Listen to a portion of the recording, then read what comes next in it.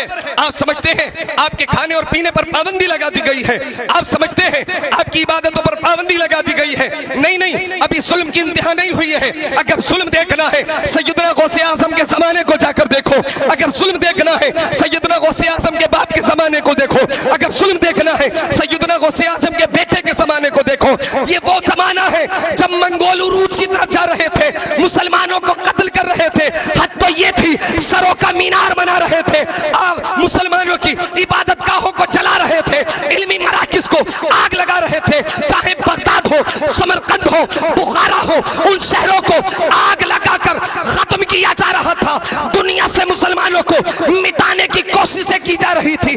وہ ایمپائر جسے منگول کہا جاتا ہے، ساری دنیا کو مٹانے کی بات کرنے والا، چاہے چنگیز خان ہو، ہلاکو خان ہو یا اس کی نسل کے ہو، تمام دنیا سے مسلمان اور مسلمانیت کو مٹانے والے، دعوے کرنے والے اس زمانے میں اسلام کو نہ مٹا سکے تو آج بلین مسلمان کو کیسے مٹا سکتے ہیں؟ آج بلین بھر مسلمان کو کیسے مٹا سکتے؟ حضور غوث اعظم کا زمانہ آج سے زیادہ سخت زمانہ تھا، لیکن ہم نے محفلیں سجائیں. آخری منٹ ہے، اس میں سنیں. ہم نے محفلیں سجائیں، ہم نے جلسے اور جلوس کیے، ہم نے لنگر کیے.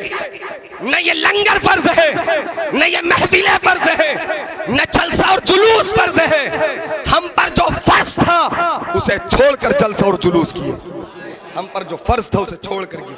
کتنے بیٹھے ہیں، کتنے بیٹھے ہیں فرض نماز چھوڑ کر کے آج محفل میں بیٹھے ہیں. فرض نماز فجر کی چھوڑ کر بیٹھے ہیں.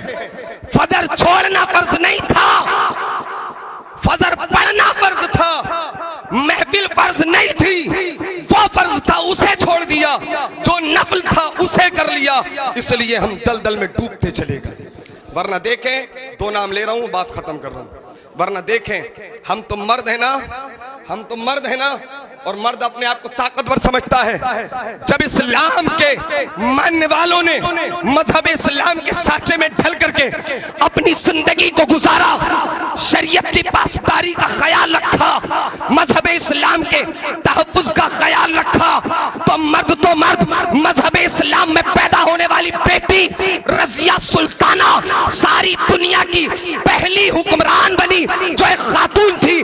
1236 سے 1240 عیسوی تک بھارت کی راجدھانی دہلی میں بیٹھ کر حکومت کرتی رہی اور پیغام دیتی رہی. اے دنیا والوں، اگر مذہب اسلام کی راہ پر چلتے رہو گے تو دنیا پر بھی حکومت کرتے رہو گے.